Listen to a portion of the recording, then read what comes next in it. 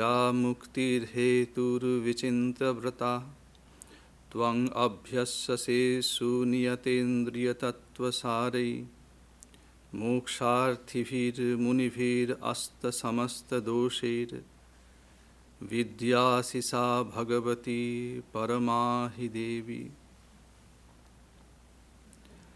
O Mother Divine, thy virtues are inscrutable. Thou art the supreme knowledge, the cause of liberation. Thou art sought after by the sages who are eager for salvation, who have fully controlled their senses, and who are free from all faults.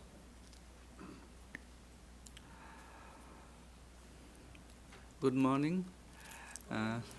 Welcome. Today we are going to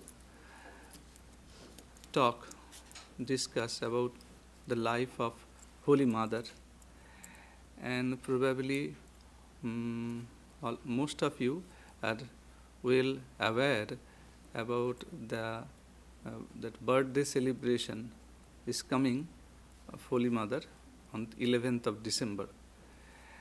And Can you turn the volume on your speaker up a little, please? so Thank you. let us see.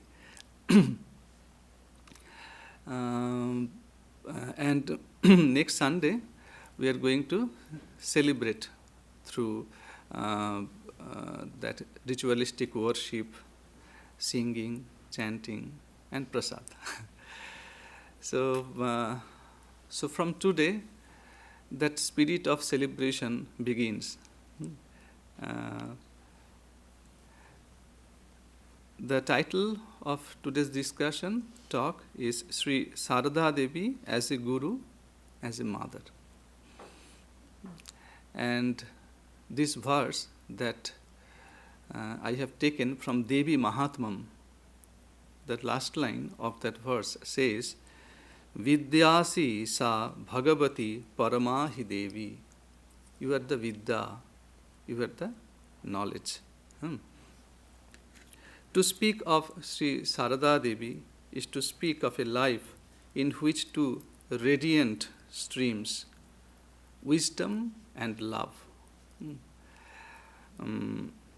flowed as one. She was at once the Guru, the giver of liberating knowledge, and the mother, inexhaustible source of love. In her, these two roles were not separate identities, but two notes blending effortlessly into a single divine melody. And that is Vidya, the knowledge, sometimes in a form of a Guru, sometimes in a form of a mother. There is the name of mother, the Sarada. And if you try to explain it through Sanskrit, it should come like this. Saram dadati iti Sarada.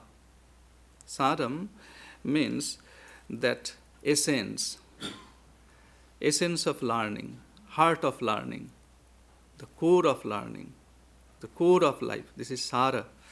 So, she who gives the essence, the truth, the heart of learning is Sarada. And learning without heart, as a body without a heart, does not work. So, in our society, this world around us, we can see you should know the heart of learning. Without that heart, with that knowledge, you may cheat people, you may kill people. No? So, that in Holy Mother, she gives us the essence of learning in her unique way. As a Guru, she offered clarity sharper than a blade, like a sword, As a mother, she offered kindness softer than a petal. In her, wisdom never became harsh, and love never became sentimental. Somebody wrote, when she taught, it felt as if the heart itself were speaking truth. And when she loved, it felt like truth itself had taken the form of tenderness. Sri Sarada Devi, who has been reverentially and affectionately acclaimed as the Holy Mother by the admirers of Sri Ramakrishna, was such an influence. She combines in herself all the divine traits and moral excellences to such a degree that she stands as the crowning glory of the ideal of humanity. Sister Nivedita says, in her one sees realized that wisdom and sweetness to which the simplest of women may attain. And yet to myself, the stateliness of her courtesy and her great open mind are almost as wonderful as her sainthood. From an Indian standpoint, generally, our devotees, they look at Mother as an embodiment of purity, holiness, motherhood. But Sister Nivedita, along with that, she noticed some kind of stateliness of her courtesy and her great open mind. This depth in character, this stateliness in character, that you may find in Holy Mother. So sometimes we think, from where we get this depth in character? From where? We think two things are there. One is a meditation without any defect. And also, when you are working, it must be flawless. So, when you are at work, if you are flawless, and when you are with your closed eyes, when you are sitting in the meditation, in the posture of meditation, if it gets that flawness, you will get that depth in your character. So we learn these things from Holy Mother. Let us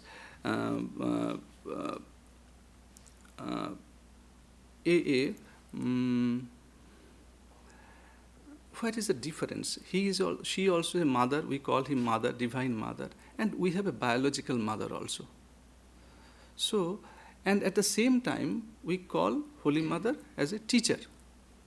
Where is the actual difference? Our earthly mother, biological mother, the mother who bears us and brings us up, whose incomparable love and self-sacrifice qualify her to stand above all other human relationships, even she, bestowing her best care and attention, can bring comfort and joy to us only on the physical plane. Our mother has some limitations also. She can seldom shed light on our spiritual path.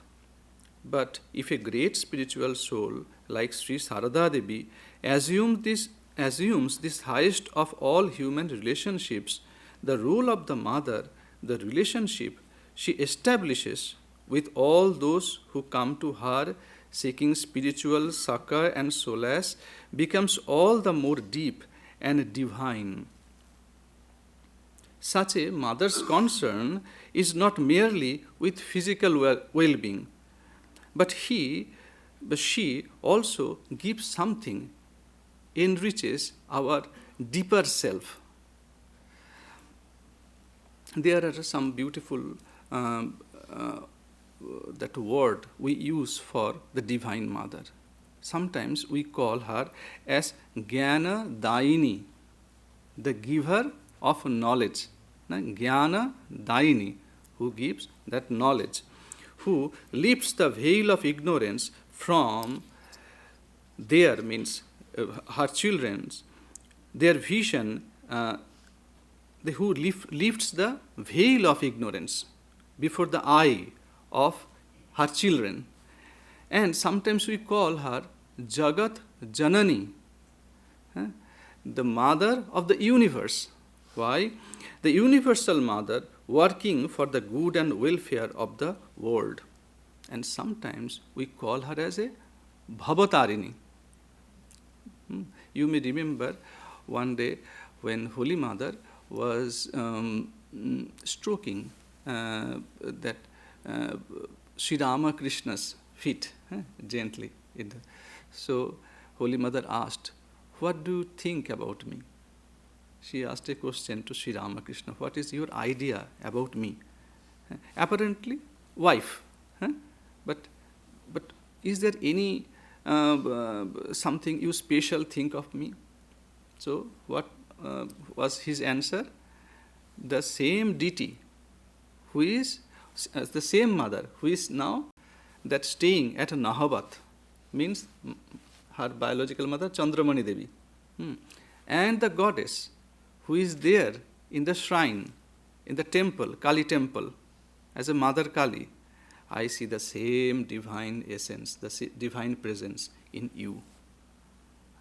So, and you may know that you call the name of the Mother Kali at the temple of Dakshineshwar is Bhavatarini.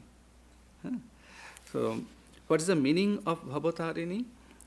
Who, the goddess, who lends a helping hand to all weary souls that are groping in spiritual darkness and kindles the lamp of the eternal spirit in their souls. She saves them. She is the savior from this ocean of this relative existence of death and birth. Going on. Sister Nivedita also wrote very nicely in beautiful words that 7 things, 7 points she noticed in ideal motherhood. So she wrote like that: motherhood in its purest form, Sister Nivedita tells us, is endowed with a yearning love that can never refuse us. First thing, there is no refusal. 2, a benediction that forever abides in us. 3, a presence from which we cannot go away. 4, a heart in which we are always safe. And what is the nature of the heart? Sweetness unfathomed, bond unbreakable, holiness without a shadow. So she noticed in Holy Mother all those things. Let us fix our minds upon a beautiful and enchanting scene in Jairambati after dusk. So we are so fortunate that some of the disciples, and when we talk about mother, we feel little bit hesitation. When we call disciples, because to mother they are their son and daughter. So instead of disciple, we'll again and again we'll try to say these words, use these words, son or daughter. So here, the mother of the universe appears as guru and mother at once. Swami Sarada, he wrote these reminiscences, this part. So here in mother we can see there's 2 aspects. One is the guru and the mother altogether, who is trying to satisfy both the spiritual hunger and the worldly hunger simultaneously. At night, it was a night, supper at mother's house meant simple fare. Shivarchanananda ji wrote, it is simple business at night. Roti, that bread, flat kind of round-shaped bread, a vegetable stew, a little jaggery, and some milk. That's all. The rotis were exquisite. Mother kneaded the dough with her own hands. sitting for a long time, gently pressing and working on it. What happened to Shivarchanananda ji? Actually, he had a manuscript that he wanted to bring out all those his reminiscences in a book form. So he prepared one manuscript. He kept that manuscript with one of his friends, and he went for a pilgrimage. When he returned, he came to know, unfortunately, it was lost. The whole book, whole manuscript lost. So thinking it's a wish of Holy Mother.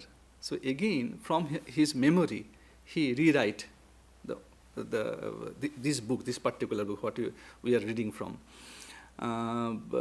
It's a unfortunate incident, but here in this book has a own flavor, own speciality. He probably forgot, probably many incidents were lost, but he put importance on daily, that subtle details that make this book so special. Details are there. So he started like that, that these rotis were exquisite. Why? Mother kneaded the dough with her own hands, sitting for a long time, gently pressing and working on it, until it became utterly soft and smooth.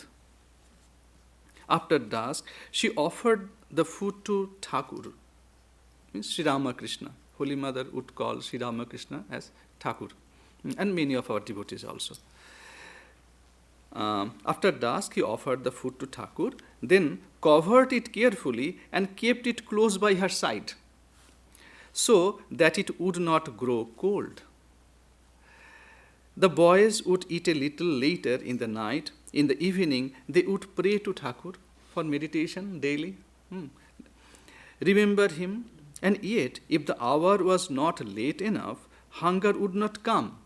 They could not eat to their heart's content, so mother waited.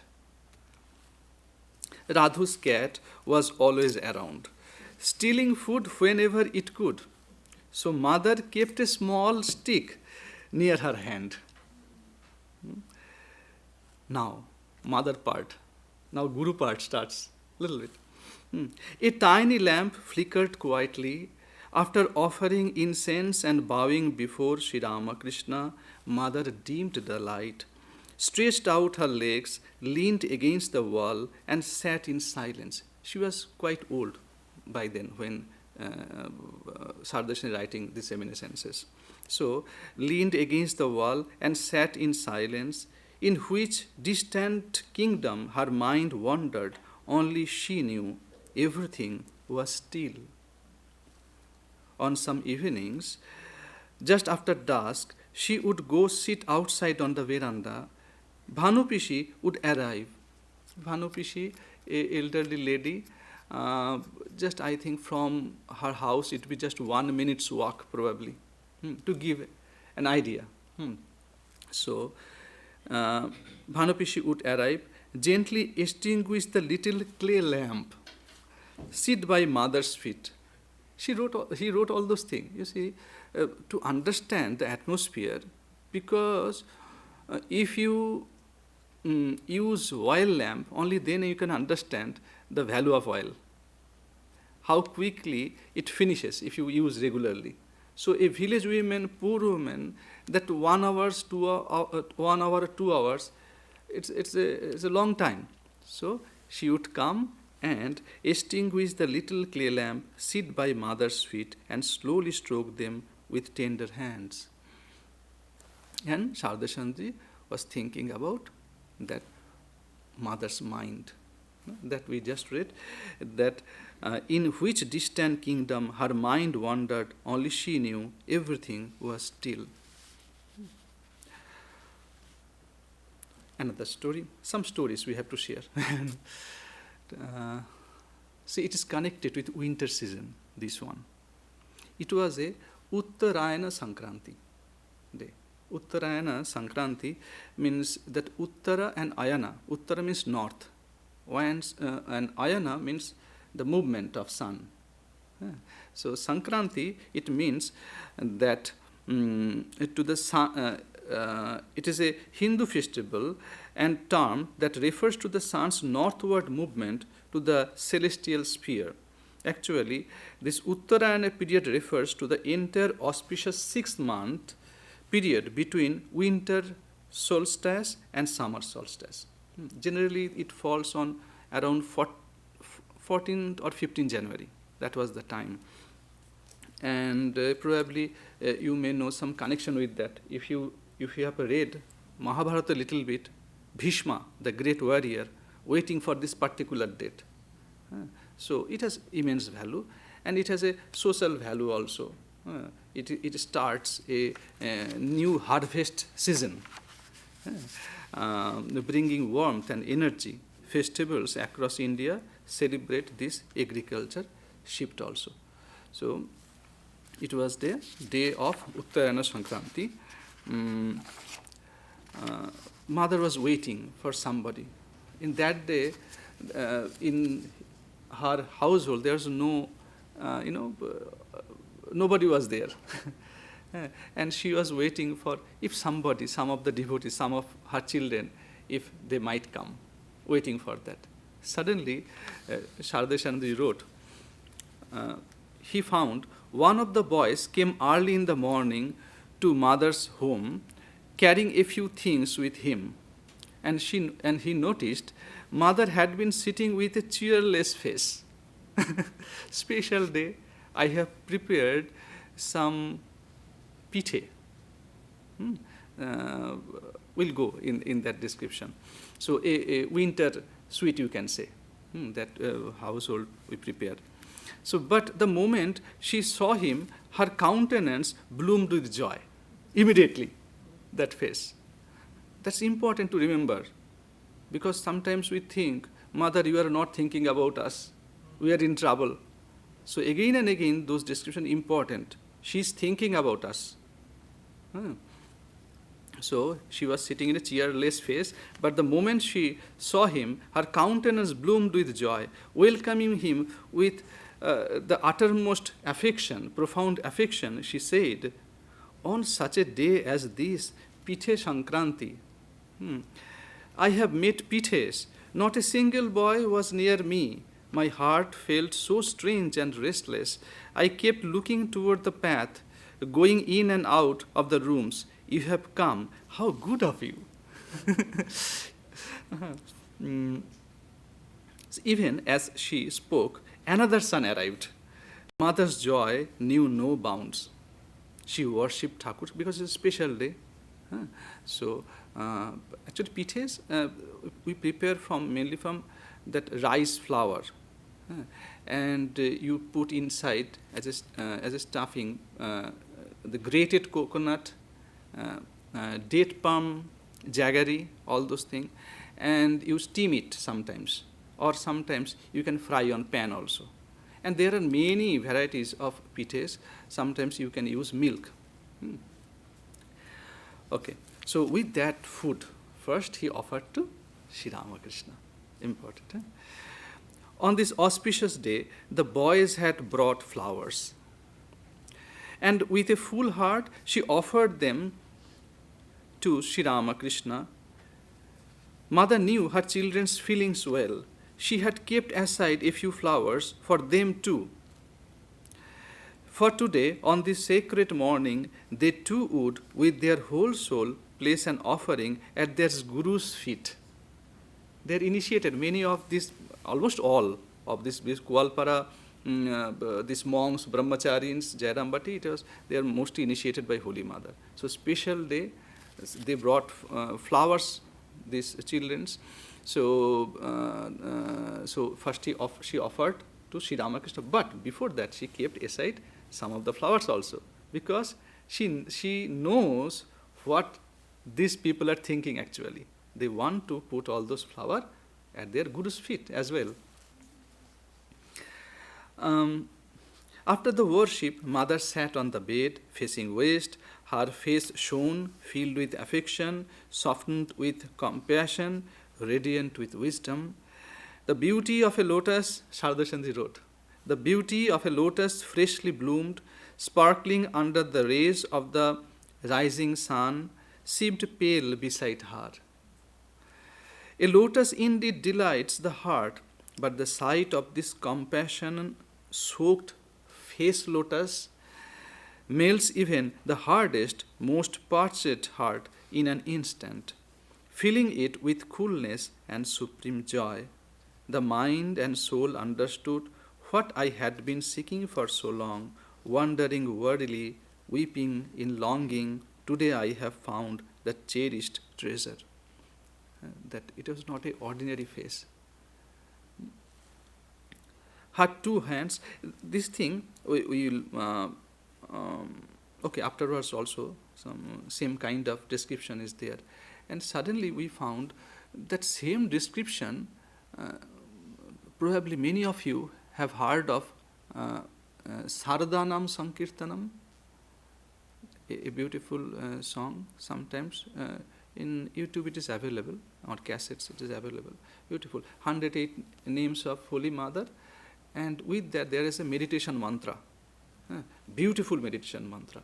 Actually, when I was reading that one, I was thinking, after reading that meditation mantra, whoever composed that, there is a connection, must be a connection. So her two hands, adorned with lovely golden bangles, rested upon her lap. Her feet dangled gently as she sat, draped in a white cloth with a narrow red border. Her long, loose, dark tresses mingled with the milk-white fabric, creating a harmony of beauty rare to behold. Mother sat with a light veil drawn modestly over her head.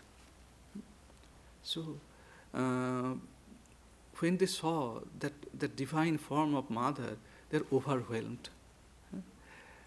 But again, from that goddess, the Guru and the goddess transformed again, assuming the tender form of a mother. Suddenly they heard that mother is saying something. What? He is telling, Baba, my son, there are flowers kept for you. Quick, offer them. The day is already passing, and I must give you your refreshment.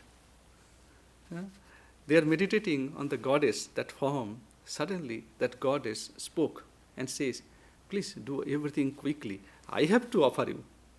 All those foods, it may get cold. I have to offer all those things to you for refreshment. Please offer all those flowers quickly.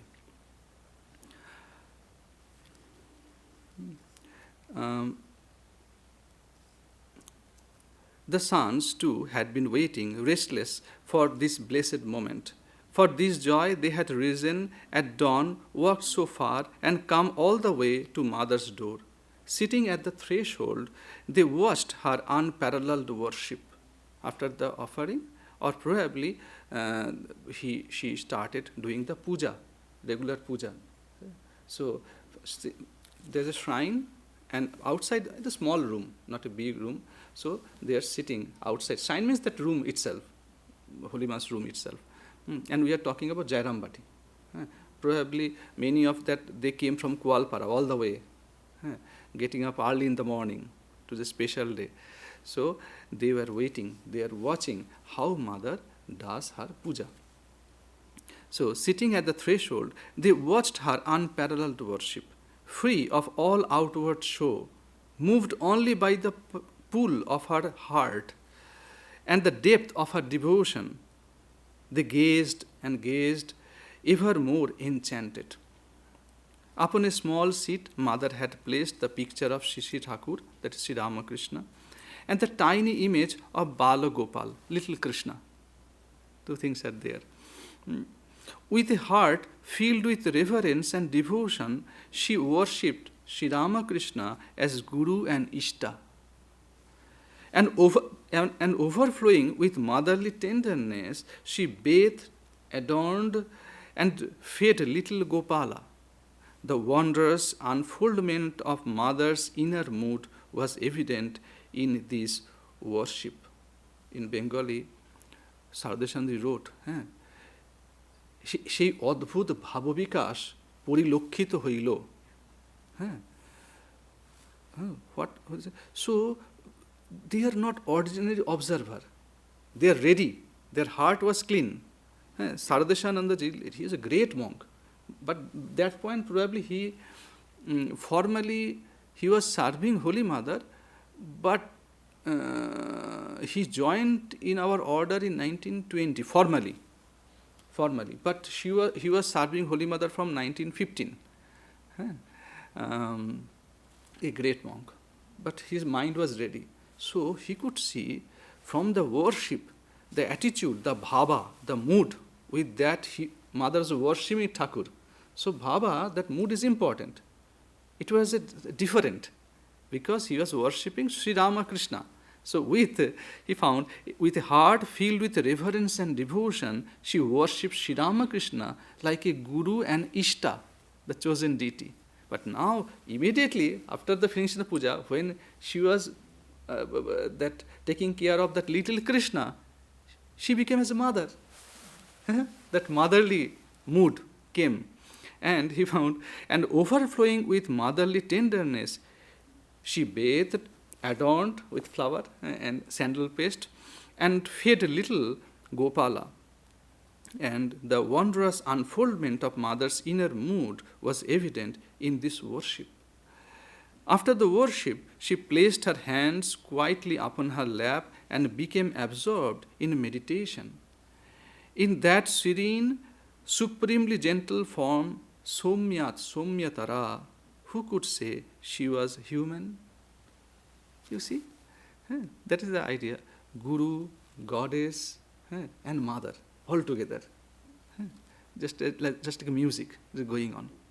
And that was her way to that of teaching. The children's hearts overflowed today, offering flowers at Mother's feet and receiving her tender blessings. They were filled with bliss now. And Mother had lovingly kept aside the very flowers each child cherished most. You see, she was going to accept all those flowers, but here is Mother. She knows what color, what particular flower, this one of this son, he wants to offer. Maybe it's a red flower. That son may loves an yellow flower. That son may be in a different color, and she kept likewise. And that was the way she would teach her son all those all those noble qualities. Here is an incident, another. It shows the right attitude towards life, right attitude to mix with different people, and of course forbearance. And here the story talks about Nalini Didi. You know Nalini Didi? Nalini Didi, in relation, she was the niece of Holy Mother. But she would suffer from an intense fastidiousness. She lived in constant fear that she might at any moment accidentally touch something impure, and equally constant was the anxiety that someone else might have touched her and thus made her impure again. Holy Mother had none of these fears or constraints, and for this Nalini Didi would often lament, saying, aunt, she would call Pishima. Pishima means aunt, the sister of father. So she would call Pishima, that is aunt, walks right across used leaf plates without a second thought. And the day she says, Nalini, give me a little Ganga water for my hands, then I know for certain she must have stepped on something extremely unclean today. So this excessive obsession of Nalini Didi's caused Mother no small amount of trouble. Some days it reached such extreme that the entire household grew uneasy. And then some would whisper with sly humor, today Nalini Didi must be planning to get some special favor from aunt, from the Pishima. That's why such elaborate purification. Something special she was doing. So she wants something from mother. But whatever the situation, mother would always find a way to soothe her. That is observation of the writer. One winter evening, this one you know, many of you. But what we miss, this is the beauty of the book. After the incident, what is the takeaway from that? So this part you know, probably you know. So it happened like that. One winter evening, Nalini came in in a voice trembling with sorrow, told her aunt that she had accidentally touched something dirty. It was dusk and almost night. Now, in this bitter cold, bathing was impossible. Many problems. Nalini's own problem. So I cannot bath. It's because it's winter evening. It's not possible. Yet without bathing, she could not step into her own room. Serious problem. International problem, you know. So I cannot enter without bathing. So what should I do? Which meant she could neither eat nor lie down. Without entering, he cannot have food. And forget about the night sleep. Serious problem for her. So she would have to remain on the veranda all night, shivering in the cold. Mother tried to console her in many ways. Okay, Nalini, you can take little Ganga water, my child, or simply remove your outer cloth. Wash your hands and feet, and it will be enough. But Nalini Didi would not listen. Hurt and offended, she sat on the veranda outside her own room, as though all the fault were mother's alone. Night fell, still she sat there crying quietly. For her, it was a genuine problem. This is her mindset. What to do? Her mindset was like that. So, crying quietly, mother called her, reasoned with her. Others also spoke to her at length, but she paid no heed. Everyone ate their supper and went to bed. Irritated, they pleaded with mother. Mother, please don't trouble yourself for Nalini today. Do not coax her any longer. It is better she learns a lesson tonight. So they suggested and went to their bed. But Nalini Didi's grief and resentment only grew. At last she burst with loud cries and lamentation. There is no one in this world to care for me. And it goes on. I had no place in my husband's home. There is a problem there. I came back to my father's house, but that too is a second household. Because after her mother died, her father remarried. With a stepmother, how can one live there? Only aunt, my Pishima, loves me. Only she gave me shelter. Others envy me. Even here life is becoming unbearable. This place also, I cannot live. God is so cruel, my life will pass in sorrow upon sorrow. So sometimes, for a while, she fell silent, then her wailing began anew. In turn, the house was quiet, everyone slept, mother rose, the dead night. In a soft, tender voice, she called, Nalini, come, my child. Why suffer out there on the cold veranda? Wash your hands and feet, eat a little, and come to your room to sleep. That sweet, compassionate voice reached the ears of those who were still half awake. This is called that Guru Griha Vasa. When that is the way, in the old tradition, Indian tradition, when we live with your teacher, everything is not in book. Many times we say, it is not in book. For practical demonstration, you learn many things. And it stays with you lifelong as a treasure. So, so Sarada was awake, and he could hear that mother's voice soft. Mother too began a lament for her own. You see, genuine mother. But see the attitude. Here, the takeaway, the teaching. Mother also lamenting. Genuine lamenting. Alas, Nalini is just a child. Her understanding is small.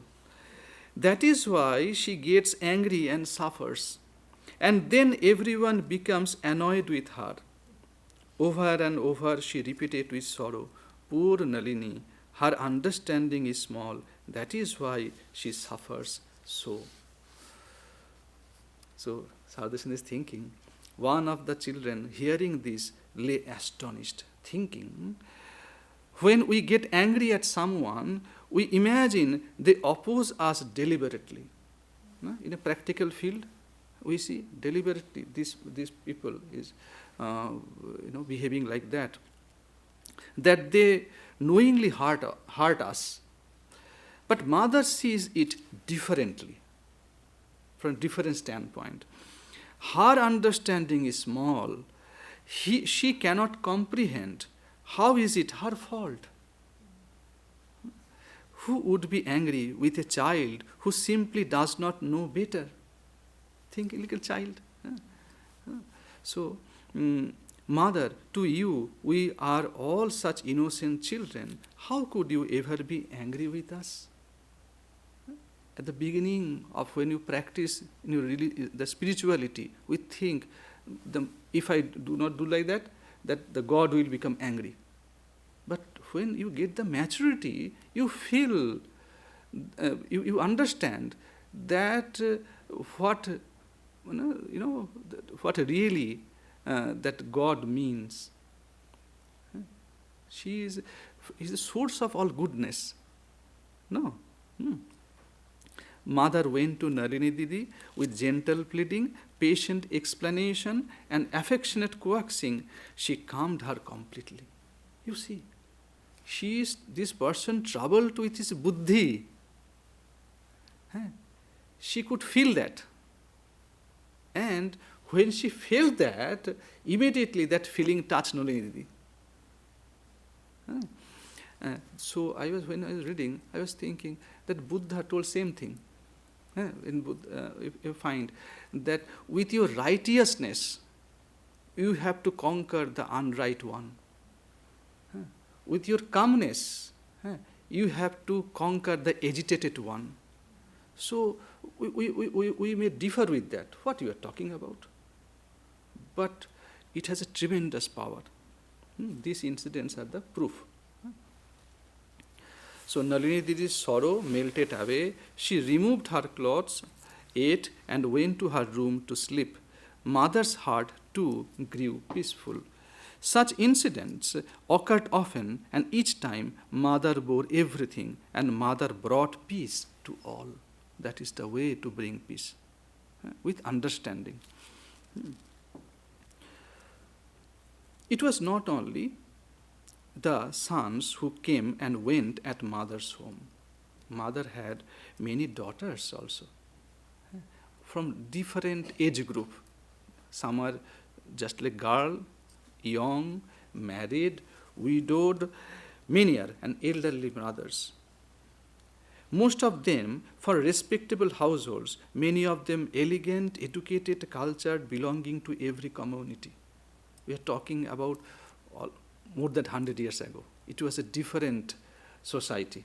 Rules were different, norms were different. In those days, the strict and conservative society, wrapped in the rigid codes of parda, found such comings and goings intolerable. To them, this free mingling defied local customs. It seemed an encouragement to social disorder. Mother herself was always exceedingly careful that no one's feelings be hurt, that no family or social discord might arise through these events. Yet the pool of her heart, the irresistible sweetness of her affection freed people from every chain. One who tasted that nectar of love even once could never be restrained again.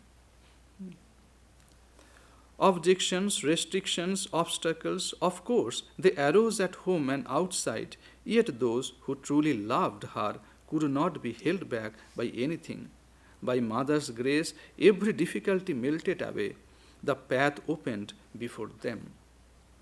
Thus, slowly, known and unknown to society, Mother's influence was giving birth to a new kind of human being, a new society, a new mode of living. She was silently sowing the seeds of future world brotherhood, laying the first foundation of one universal human family. So, it's not always that, you have to bring out a procession. It need not to that shout aloud, not like that. But this is the real power that Mother, she used. And how nicely he wrote, to live even a little while in her nearness was to have one's heart naturally raised to a higher plane, a realm fragrant with awareness of God, even amid the simplest household tasks. We often try to keep God and spiritual practice somewhat separate from our daily life, as though they have no direct connection with the way we live. My spiritual life is different, and my household chores, daily life is different. Therefore, spiritual practice sometimes seems unnatural to us. It is part of our life, part of our being. But in Sri Mother's life, Holy Mother's life, and in the lives of those sheltered at her holy feet, no such unnaturalness existed. Skill in work, how beautifully he wrote this word. When your spirituality, if you can translate your spirituality in your daily work, what happens? He wrote very nicely. Wrote, skill in work, honesty, truthfulness, self-restraint, tenderness, loving kindness, devotion to service, these virtues blossomed in the hearts of her children, nourished by the sweetness of her affection. Faith in God and the remembrance of God, these were as spontaneous as breathing in and breathing out.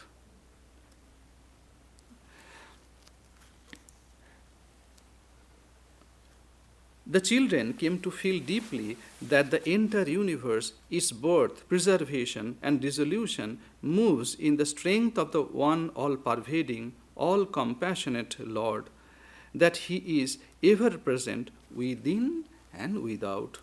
And they're thinking about that social mingling. Think about that 100 years ago. And what's our feeling? We are all brothers and sisters.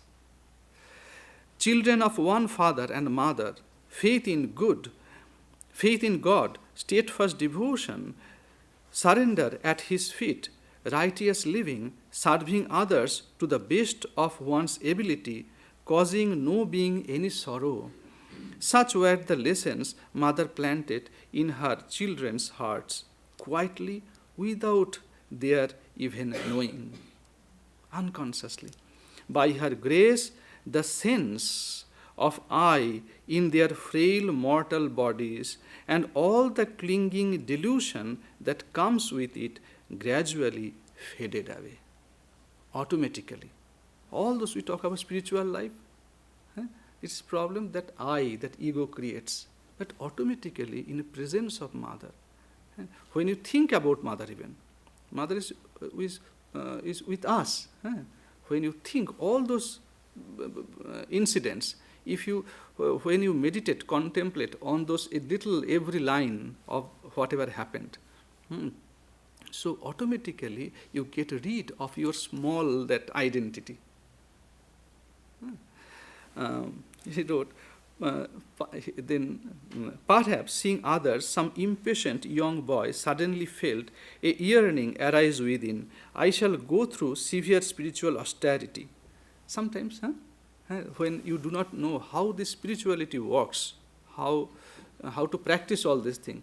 So when you read books, you see different lectures and one of her sons, May, okay, so here I am getting nothing. So I have to go to some other place, maybe in Himalayas and all those. There we have to, I need to follow severe austerities. Then maybe I will gain something. Then mother's way was like that. Mother knew his heart. It's not about your plan, how much maturity you have. It is not about your ideas. Who you are, where you are standing. Yeah. She could understand inside the samaskaras. So, but her way is always that smile, that affection. So mother would soothe him gently, explaining in sweet, comforting words, call on Thakur, rely on him, everything will unfold in its time. And again, knowing a person's inner maturity and strength, but if she would see, he is capable to do that. So, and also, knowing a person's inner maturity and strength, she would give each seeker different counsel. Everyone is different. And seeing someone's deep longing, she would at times bestow a special grace. Yet all these things happened with such natural ease. Many stories are there. Oh, beautiful thing.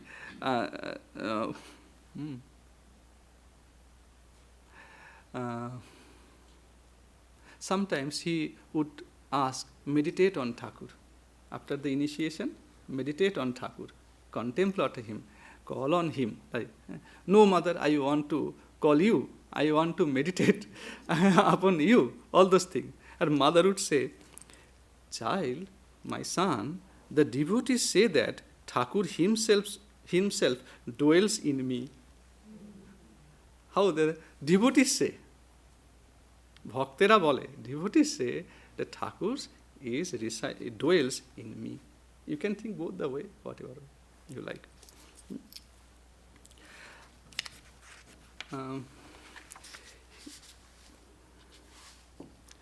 In our tradition, we know that there are 4 aims of life: dharma, artha, kama, and moksha.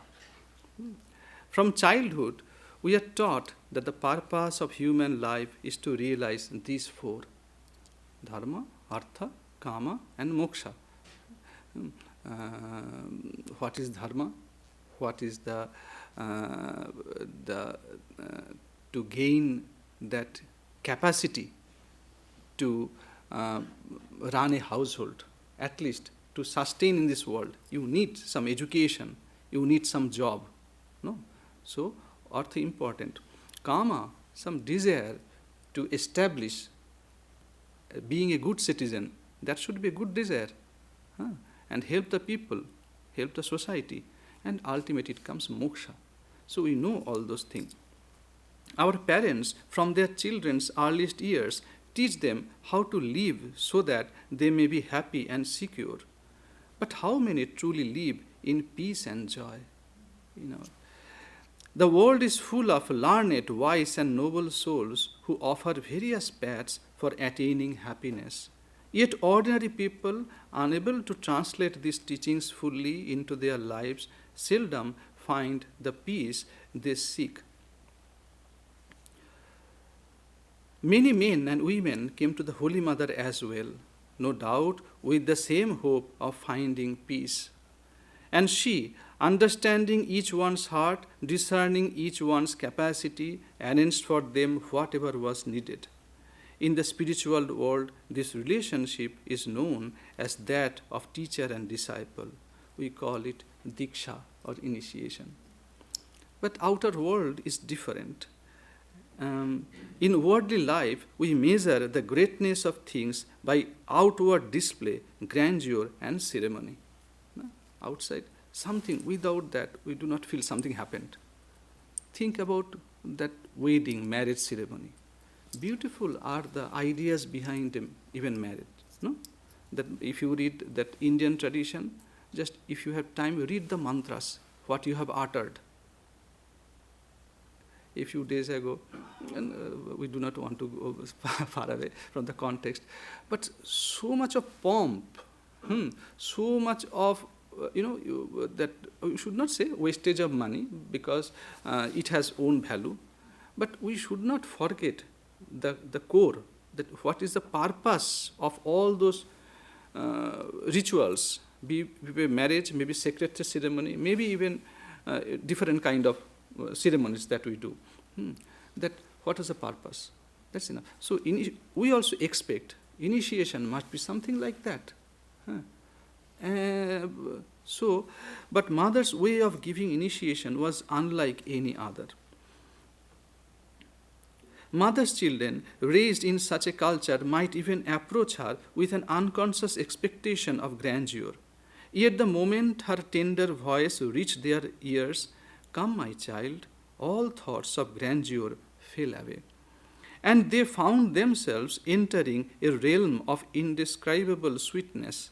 A wandering, directionless child found its mother, and the path to peace opened before him. That's all about initiation. We are talking Guru side also a little bit, mothers. What? Esho Baba, Esho. Come, my son, come. That was maybe the first key of the door that was locked in your life. It was not a Sanskrit mantra. Come, my son, come. Sarada wrote in a beautiful way. Even long after, after all those incidents happened, when mother disappeared. Disappeared means she went to his eternal abode after her passing away. After he wrote very nicely that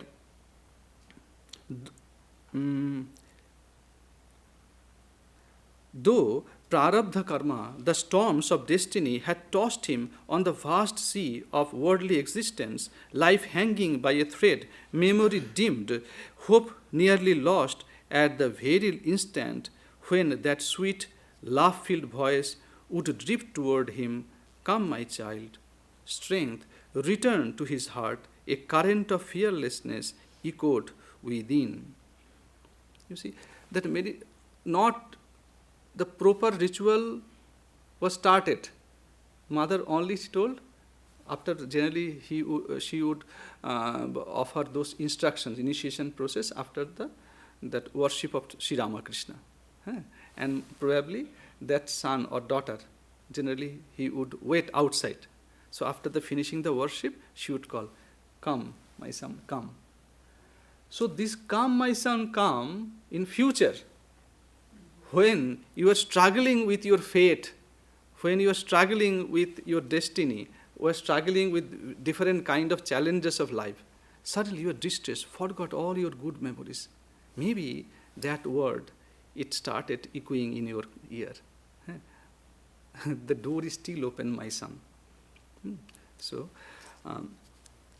it goes on.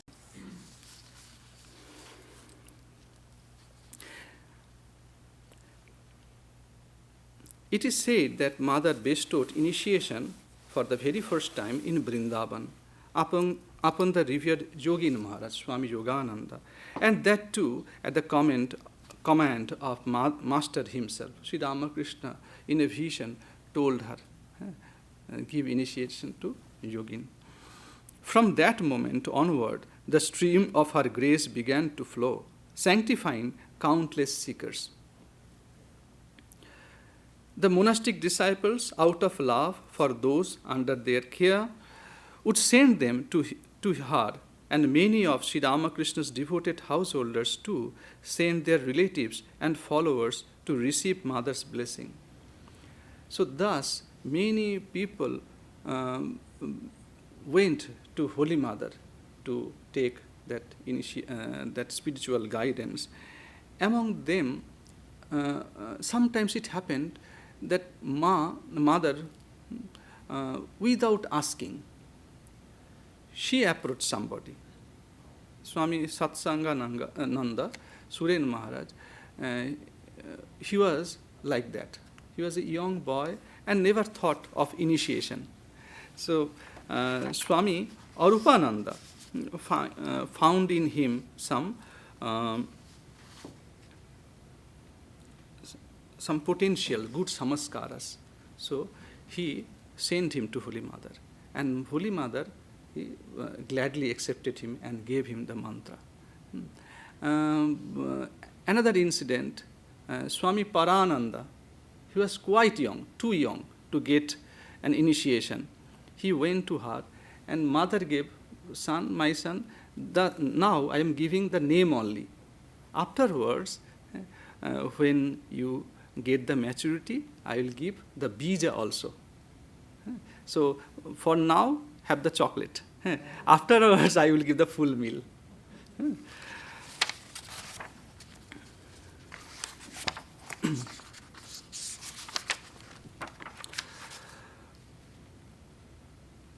When Holy Mother left her earthly body, a respected devotee couple who had long lived under her shelter came to Belur Math at an evening. Disappointed, distress, and mourning. Now Holy Mother is no more. Where to go? Mahapurush Maharaj was there. He told, Mother is now everywhere. You will see her in all beings, in every place. Whoever calls upon her with the full cry of the heart will behold her. All this time she was in one place. Now she is all pervading. There is no cause for sorrow. Call to her with longing and sincerity. She will reveal herself. So when you need some guidance, call on her. She is there for us. And she is ready to give the light. And after all, she is a goddess of learning.